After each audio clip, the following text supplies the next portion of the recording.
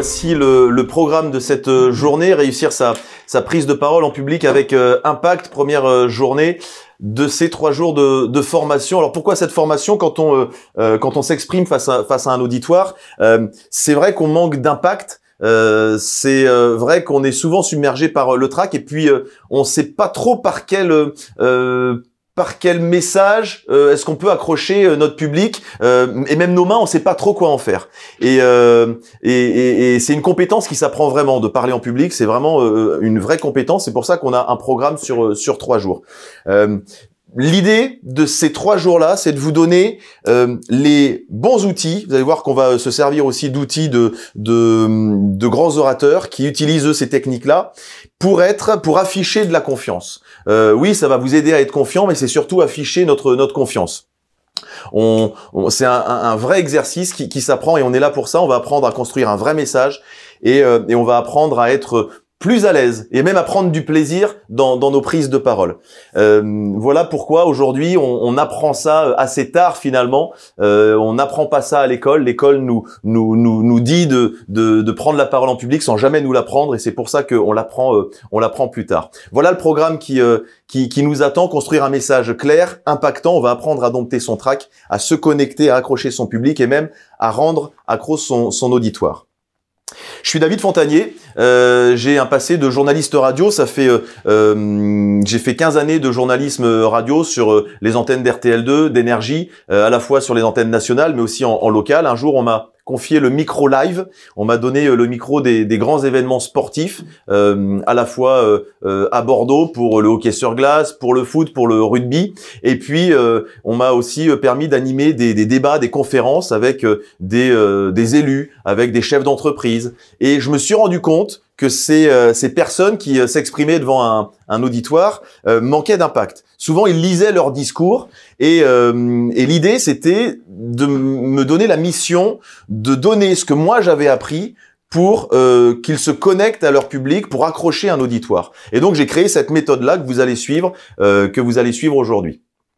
Je vais vous demander à vous aussi de vous présenter, de me dire pourquoi est-ce que vous êtes là. Quel est votre rapport à la prise de parole? L'idée, c'est de me dire et de nous dire ce que vous avez eu des prises de parole qui ont été réussies, d'autres qui auraient été de vraies catastrophes selon vous. Quels sont vos freins, vos obstacles? Qu'est-ce que vous aimeriez améliorer précisément chez vous? Et puis, vos attentes quant à cette formation. Et puis, je vous demanderai une dernière question, de me dire qui vous êtes. Voilà. Je vous propose de démarrer, Sophie, de répondre à toutes ces questions. Comme ça, on vous connaît davantage. Qui êtes-vous plutôt d'abord? Pourquoi est-ce que vous êtes là? Je suis là parce que j'ai un métier qui demande d'être tout le temps derrière l'écran et que dès qu'il faut décrocher mon téléphone pour passer un appel ou présenter un bilan, c'est déjà un peu la panique, même en vidéo. Et j'ai une autre casquette qui est membre d'un conseil d'administration dans une structure associative. En fait, je travaille dans un coworking qui est géré par une asso et je suis rentrée au CA. Et un jour, on m'a demandé de parler lors de l'Assemblée Générale et j'ai eu envie de me faire un courant, donc je l'ai fait quand même. Et je me suis dit que quand même, à 34 ans, ce serait pas mal d'arriver justement à parler devant un public, le faire sans paniquer surtout. Et puis, y prendre du plaisir parce que ça, c'est vachement important. J'aimerais que ça devienne un plaisir et pas une panique. Comment ça s'est passé, cette prise de parole devant ce conseil d'administration?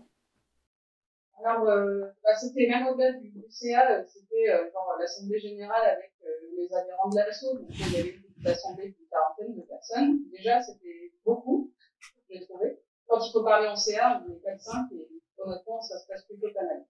Et là, il y avait beaucoup de gens. J'avais mon truc préparé, je savais ce que j'avais à dire. Mais j'ai réussi à rester assise déjà et à pas me lever devant tout le monde. Et c'était déjà un aveu de faiblesse, je crois. J'ai dit l'essentiel, mais je pense que justement, il manquait toute la partie afficher sa confiance et avoir de l'impact. Je me suis contentée de ce que j'avais à dire et tout le monde m'a dit, c'est cool, t'as dit ce qu'il fallait. J'ai dit ce qu'il fallait, mais je pense que ça suffisait pas.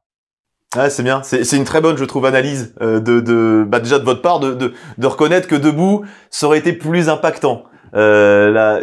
Bah oui, on est comme ça. En fait, debout, on est vu, on est visible et puis on peut être davantage entendu. De ce côté, au moins on voit et mieux on entend, en fait. On a compris les freins, les obstacles, les pistes d'amélioration. Vos attentes quant à cette formation? Du coup, c'est un peu ce que je disais au début, pouvoir être plus détendu.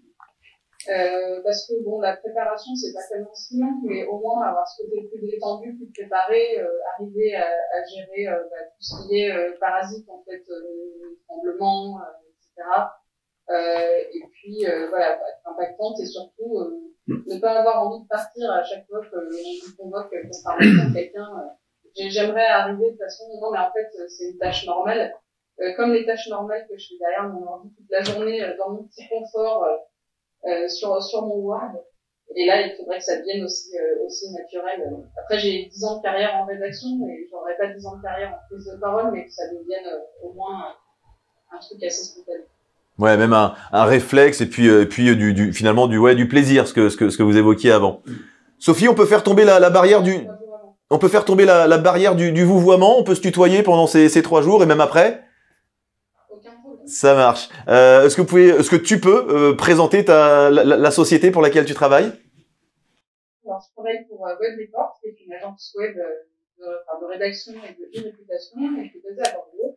Je suis rentrée en 2012, donc ça fait plus de 10 ans.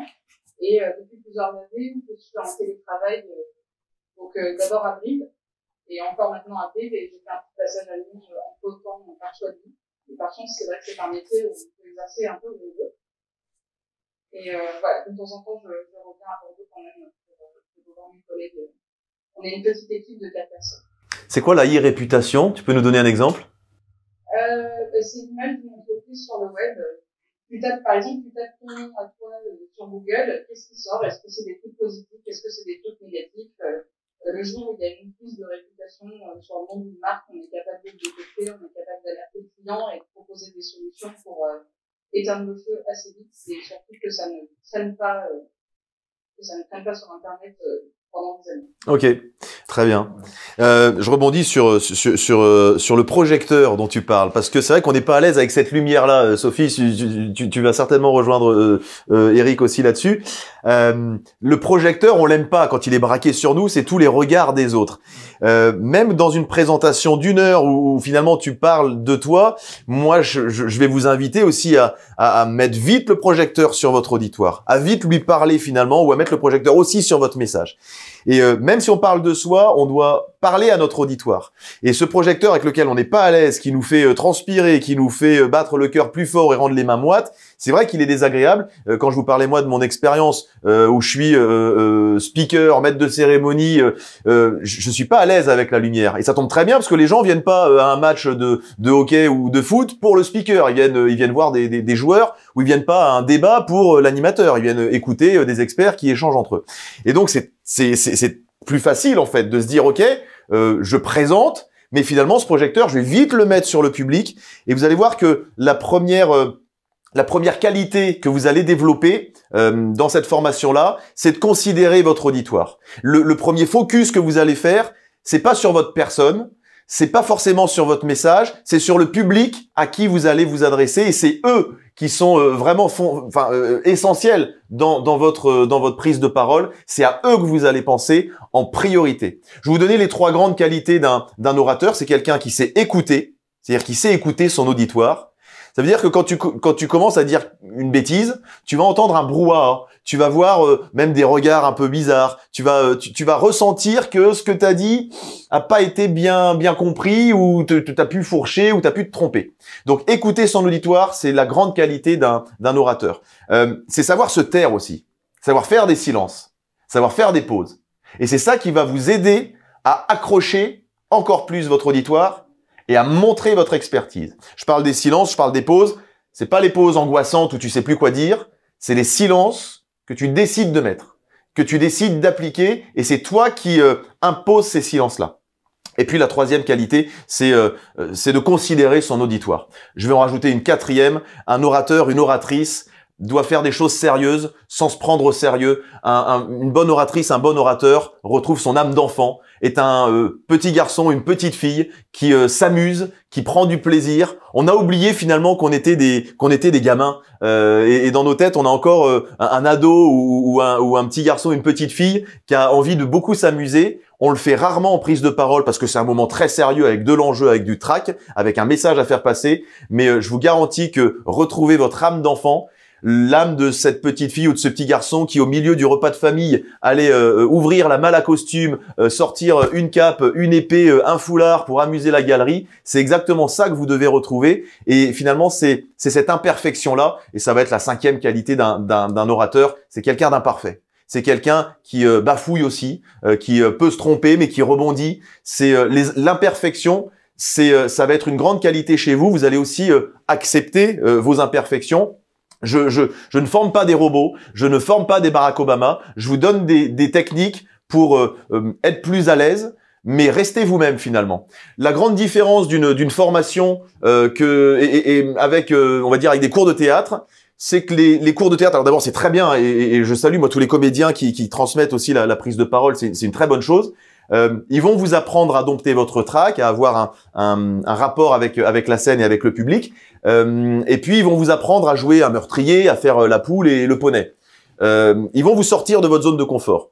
L'idée de cette formation-là, c'est d'élargir votre zone de confort. C'est pas un rôle que vous allez jouer ou c'est un rôle, c'est-à-dire c'est votre propre rôle que vous allez jouer. Et donc, vous allez théâtraliser aussi votre prise de parole. Quand je dis théâtraliser, ça veut dire aussi mettre des gestes, mettre de l'intonation. C'est être comme vous êtes, mais dans votre meilleure version. Et c'est ça qu'on va apprendre pendant ces 3 jours-là.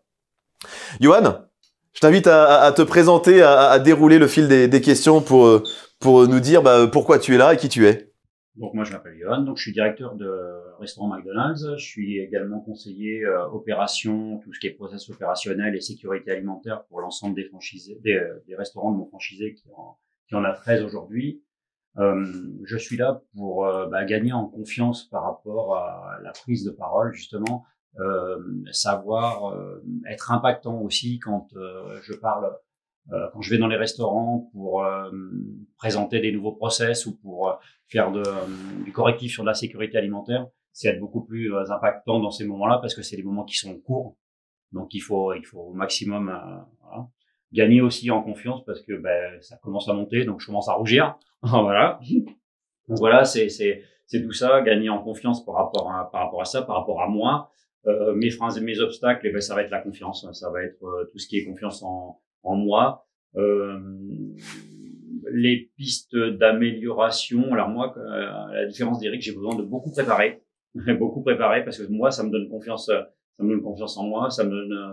J'ai besoin d'avoir des fiches, d'avoir un support pour pouvoir avancer.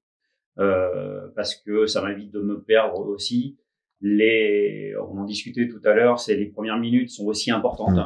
Les premières minutes, parce que après, je pense qu'une fois qu'on est parti, que l'émotion est passée, on peut dérouler et le discours est beaucoup plus audible. Hein. Et mes attentes par rapport à la formation, je pense que j'ai fait un peu le point par rapport à ça. Être impactant dès les premières secondes, c'est vrai que c'est ce qui va vous aider aussi à accrocher votre public. Être vraiment puissant dès les premières secondes, après vous allez dérouler votre message. Mais comment est-ce qu'on accroche, comment est-ce qu'on impacte tout de suite? Bien conclure aussi, c'est ce que tu disais, Eric. Bien terminer son message, éviter le voilà, le fameux et voilà. Qui marque pas vraiment une fin. On va apprendre aussi à faire le passage à l'acte. Vous allez voir que c'est la fin d'un pitch, la fin d'une présentation, d'un discours, c'est le passage à l'acte. On va se poser la question, qu'est-ce que on veut que le public ressente, qu'est-ce qu'on veut que le public fasse et qu'est-ce qu'on veut que le public retienne aussi de notre intervention. Tu parlais de confiance en soi, c'est ce qu'on vient souvent chercher quand on apprend à parler en public. On va être tous d'accord avec ça. On n'a pas tous complètement confiance en nous et c'est très bien. C'est une bonne chose. Ceux qui ont le plus confiance en eux, finalement, sont les personnes qui n'ont qu'une seule obsession, c'est leur propre nombril, qui se regardent eux-mêmes ou qui regardent leur discours et qui ont finalement peu d'attention pour leur public. Donc c'est très bien de ne pas avoir complètement confiance en nous. On est tous en quête de confiance, mais voilà, on a tous besoin d'avoir plus confiance en nous. Cette formation-là, si elle vous donne de la confiance, tant mieux. Si elle vous permet d'afficher votre confiance, c'est ça qui compte. Ça veut dire que au fond de vous, encore une fois, le cœur va battre très fort, les mains vont être moites. Johan, il va certainement rougir. Ça se voit pas complètement. Et on rougit pas pendant 20 minutes. Mais l'idée, c'est que votre auditoire va aussi se concentrer sur ce que vous dites et comment est-ce que vous allez l'intéresser.